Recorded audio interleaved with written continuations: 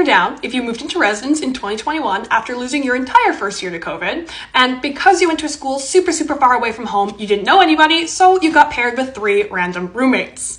At first, it was fine, until food started going missing.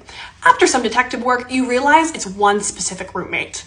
So you all get called into a meeting with the RA, and when he asks her about the missing food, she confesses she's been stealing food and specifically stole your chicken breasts out of the freezer because she was a dance major and needed the protein. Also, somehow it was your fault for not driving her to the grocery store, even though it was a 15-minute walk away. She gets kicked out. You get a new roommate. She's lovely. You think the chaos is over. It's not. A few months later, one roommate uses all of the communal pots and pans to cook dinner, then leaves the dirty dishes in the sink with a note saying she's tired and she'll do them in the morning. The dishes sit there for over a month. They develop their own ecosystem. When you bring it up, she says she's too depressed to leave her room, but she's still going to class, still partying, and still having very loud sex with her boyfriend. Her boyfriend comes over one day and asks you, "What's up with the biohazard sink?"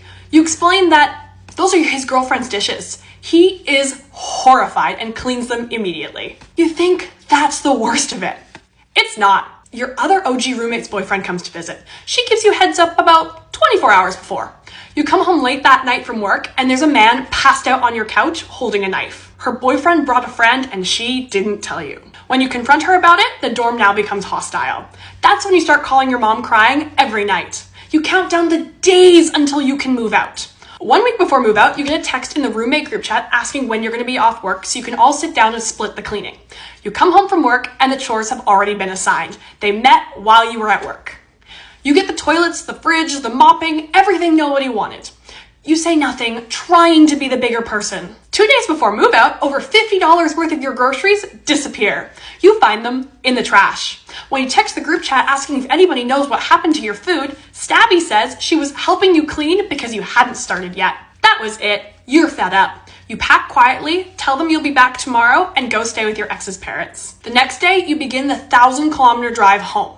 You think you block them on everything. You're free of them. Except you forgot to block dishes on Snapchat. Halfway through the drive, you get a message from her telling you how disappointed she is in you after how good of a roommate she was. You think it's over. Finally, you can enjoy your summer. And then you get a voicemail. Stabby says if she ever sees you on campus, she'll mess you up and that she's disappointed in you. She then goes a step further and finds your mom on Facebook. She sends your mom a message request telling her that you didn't do any of the shared cleaning and asks why your mom didn't raise you better. So you spend the entire summer working 6 jobs so you never have to live with roommates again. Just me?